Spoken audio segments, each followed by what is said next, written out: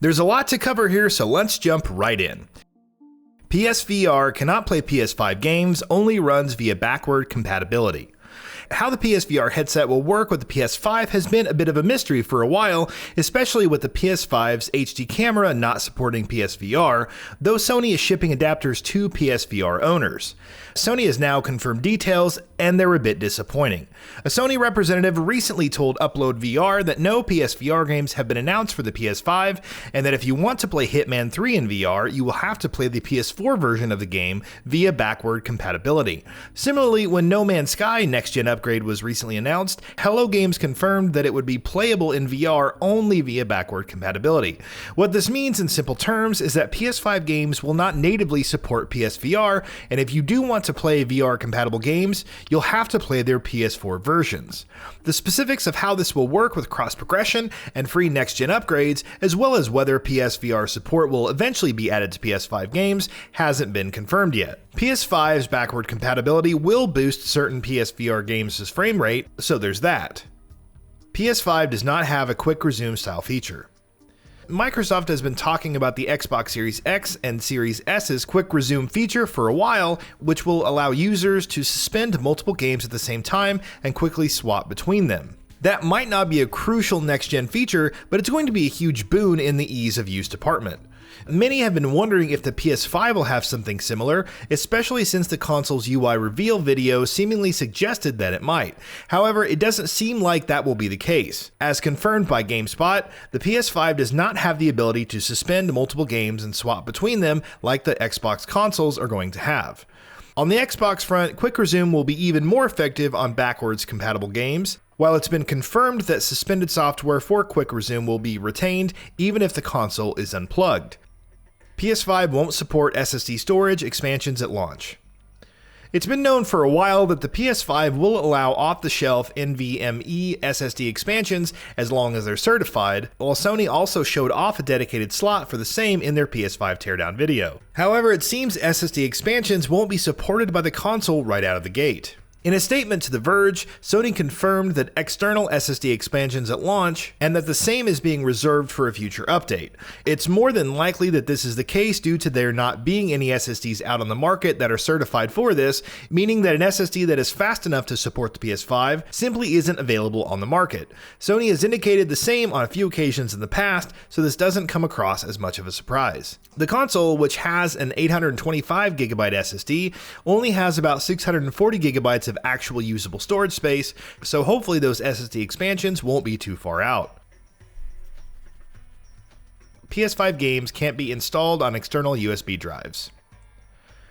The PS5 storage expansion solution has been interesting to follow. While it will support external SSD solutions, these won't be available at launch. That's fine as long as you can store them on regular USB drives, like HDDs and memory sticks, right? Well, you can't, according to GameSpot. It was expected that games needed to be installed on the SSD to run them, but given the amount of free storage space available, about 664GB, it was expected that storing games on external drives would be possible. The Xbox Series X and S support this along with SSD storage expansion. Keep in mind that PS4 titles which are backwards compatible on the PS5 can be stored and played from an external drive. You even have the option to always install PS4 titles to extended storage on the PS5, but you can't decide which game gets downloaded where. Any rearrangement and shuffling has to be done afterwards. PS5 will reportedly not support 1440p output. It's fair to say that the PS5 is one of the most anticipated pieces of tech coming in the near future. It will help bring in a new generation of consoles with a lot of new improvements and features, such as the much hyped up SSD, as well as its DualSense controller that seems to be making quite the splash. There is one thing that it will seemingly not do, however, that will bum out a subset of fans. According to a recent report from IGN Italy, the PS5 will not support 1440p output. They claim that this was clarified to them directly from Sony. While for a lot of people this won't mean much, a lot of those who play with PC monitors prefer to use monitors with that output for a variety of reasons. PS5's DualSense works with PS3 and Switch, but not with PS4. In the lead up to the PS5's launch, Sony has thrown quite a bit of a spotlight on the DualSense, its new controller. But while we're all excited to see how its haptics and adaptive triggers will be implemented in next-gen games, there's also questions to be asked about the controller's compatibility with past PlayStation consoles. The answers to the questions are a bit perplexing. As demonstrated in a video by YouTuber Midnight Man, which we have linked in the description below, the DualSense controller doesn't seem to work with the PS4, with the console refusing to recognize the device, though there is a pretty roundabout way of making it work via remote play through PC or Mac. What's surprising is that you can easily connect the DualSense to a PS3 via Bluetooth, and the controller is perfectly compatible with the console. What's even more surprising is that the DualSense works with the Nintendo Switch as well. Twitter user @BrokenGamesHDR recently demonstrated the same, showing a DualSense being used to control the Switch in its home screen and menus. It seems you need an 8-bit DU adapter to make the controller work on the platform, but it does work. We have added the link to the tweet in the description below. Whether support for the PS4 will be added to the controller eventually remains to be seen. The DualShock 4 is compatible with the PS3, so one would assume that Sony would want to keep that going with the next generation of consoles as well. PS5's game download times are significantly faster than PS4. Whether or not you have sufficient storage space on your PS5 for all the games you want to play might be a problem you'll have to contend with for a while after launch, but as far as downloading games is concerned, it seems the PS5 is significantly faster than the PS4, which is a relief since the latter is notoriously slow on that front.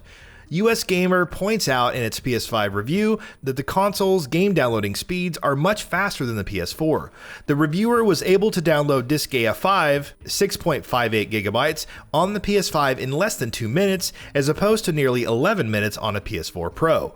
Similarly, Fist of the North Star Lost Paradise, 36.6 gigabytes, downloaded in 7 minutes on PS5, as opposed to over 58 minutes on the PS4 Pro.